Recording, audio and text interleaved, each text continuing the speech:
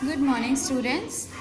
In the previous class, we have read the chapter Crying of Unit 4, and today we will do the question answer of this chapter. But before doing the question answer, some new words are given in your book. So let's read it. The first word is soaked. Soaked means completely wet, जिसको हम कहते हैं लथपथ, पूरी तरह से भीगा हुआ. The second word is shower. Shower means bath in which water is spread from above. तो आई थिंक शावर आप सब जानते हैं, बाथरूम में जो शावर लगा हुआ होता है जिसमें वाटर जो है एबव के डायरेक्शन से, मतलब ऊपर से नीचे की ओर आता है, स्प्रे जैसा. The third word is wept means shed tears, cried मतलब रोया. Some more words, some more difficult words I found in this chapter. For example, little bit means थोड़ा सा, until जब तक, splash छप छप, hiding छुपा रहे हैं, tear means आंसू, wept रोने लगा. And now start the question answer. Question number 1. According to the poet, should you cry a little or should you cry a lot? Poet के according हमें थोड़ा सा रोना चाहिए या बहुत ज़्यादा रोना चाहिए? तो poet ने क्या कहा था पोएम में कि थोड़ा सा रोना किसी काम का नहीं, हमें बहुत ज़्यादा रोना चाहिए. इतना रोना चाहिए कि हमारा जो पिलो है वो शोक्ड हो जाए, मतलब कि पूरी तरह से भीग जाए. तो इसका आंसर आप क्या लिखोगे? According to the poet we should cry a lot. According to the poet we should cry a lot. Simple answer.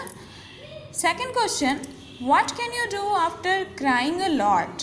बहुत ज़्यादा रोने के बाद आप क्या कर सकते हो? तो जैसा कि पोएट ने कहा था कि बहुत ज़्यादा रोने के बाद हम क्या कर सकते हैं, हम उस शावर में जाकर छप छप कर सकते हैं. तो इसका आंसर जो आपको लिखना है, after crying a lot we can jump in the shower and splash splash splash. बहुत ज़्यादा रोने के बाद हम शावर में कूद सकते हैं और छप छप कर सकते हैं.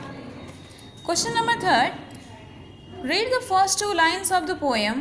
Is the mood happy, sad, angry, jealous or upset? So read the first two lines of the poem. Crying only a little bit is no use. You must cry until your pillow is shocked. So reading these two lines we understand that the mood of the poet is sad. So in answer you have to write sad. The second one of the third question, in the last few lines the mood of the poet has changed. What is it now? Poem के last के जो कुछ lines हैं उसमें poet का mood change हो चुका है. तो अब जो है वो पोएट का मूड कैसा है?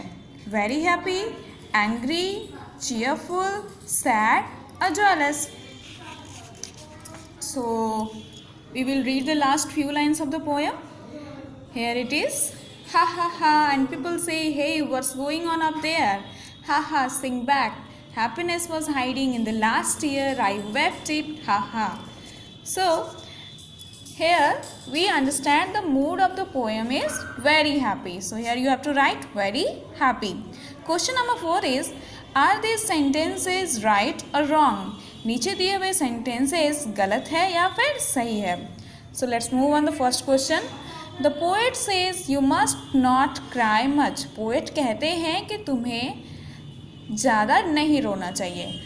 तो हमने पोएम में क्या पढ़ा था कि पोएट ने कहा था कि हमें बहुत ज़्यादा रोना चाहिए. So this one is wrong.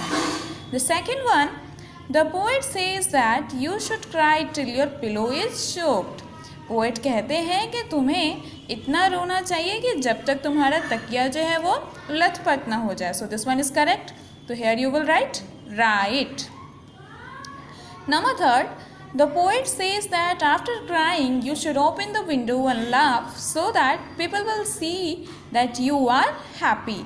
Poet कहते हैं कि रोने के बाद आपको अपनी रूम की खिड़की खोलनी चाहिए और हंसना चाहिए ताकि लोग देखें और ये कहे कि तुम खुश हो, तुम हैप्पी हो.